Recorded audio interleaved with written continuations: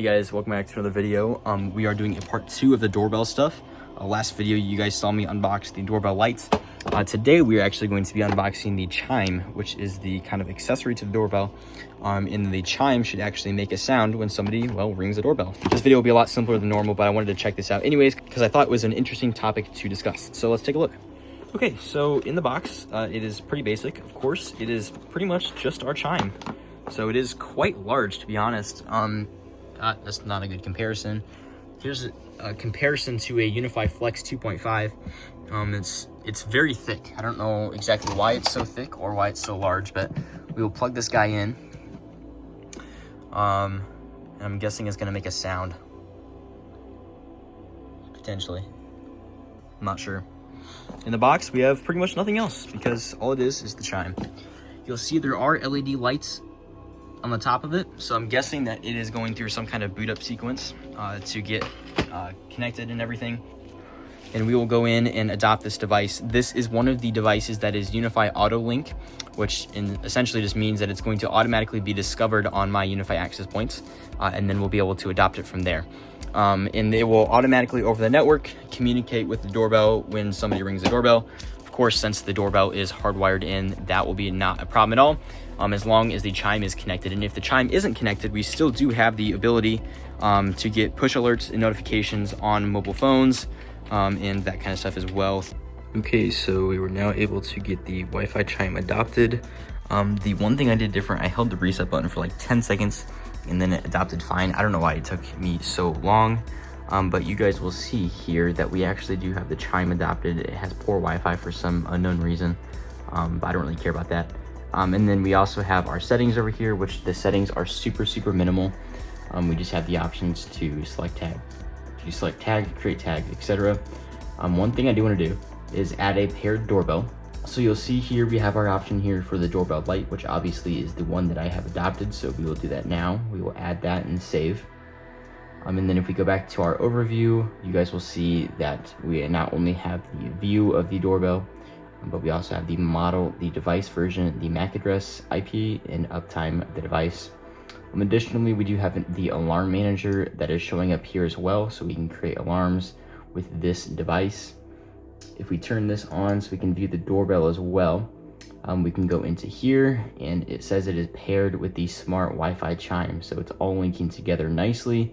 The last motion was 9 minutes ago, speaking 6 hours ago, vehicle 1 hour ago, person 1 hour ago, which is all very odd because I was in there about 2 hours ago, no vehicles, I don't know if I spoke, and yeah, so super interesting. All that to say though, it is nicely put together, the system works well, and it is just a matter of now deploying the doorbell, which we will do in a future episode, but the chime is very nice. We are going to go try this out. It is currently 11:21 p.m., so I'm hoping it is not too loud that it does not wake my family up. Okay, so we are down in the server room now, just so we don't wake any of the family up.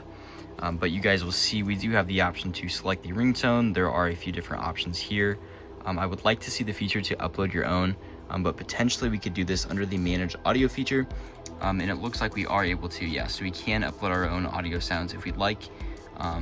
But in this case, I'm not going to be doing that at the moment. Again, though, we are paired to the chime, and there are a lot of settings here. So one thing I want to note is on the doorbell itself, we can actually set the alarm tone to be separate, or the ringtone to be separate from the one that plays inside of the house. And we have our ring volume, repeat times, speaker volume as well.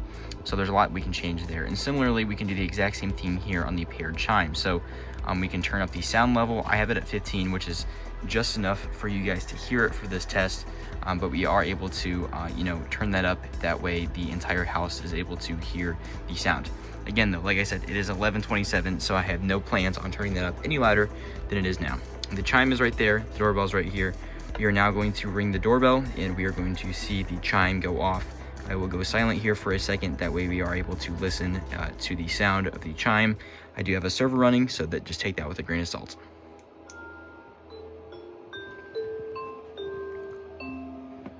So you guys will notice there is slightly a delay from pushing the button on here to actually playing the sound on there.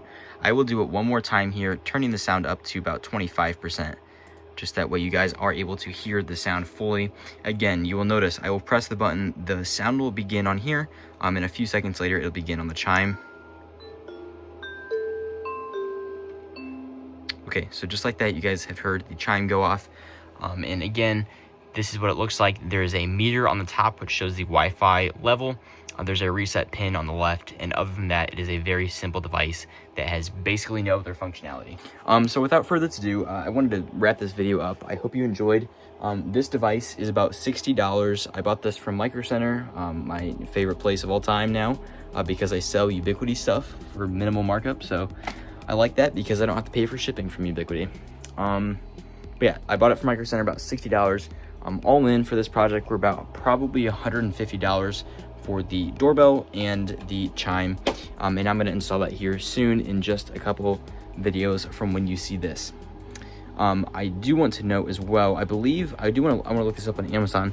We have a Ring Doorbell 2, I believe, and we've had that. It seems very ancient. I don't even know if they still sell it, to be honest. But I do see there's a Ring Doorbell Plus, the newest model, a 1536p resolution. I don't know what the heck that means, by the way. That is $80 on sale from $150. So the doorbell light is $99 normal price. So honestly, it's not a bad deal. For $20 more, you get a Ubiquiti doorbell, you get it PoE powered. You don't have to worry about batteries or anything or cloud fees. And additionally, the chime, again, the Ring doorbell does not come with a chime. So the chime, the Ring Doorbell 2 with chime is $150. So honestly, it's just about the same price as the Ring solution. Now there are cheaper ones. There's like a $50 one, but that just depends on the model that you buy. So honestly speaking, I don't think it's too bad of a price. Again, you're also paying to not have to pay for license fees. So you're paying a little more initially, but it records locally. If the internet goes out, who cares? It's gonna still record.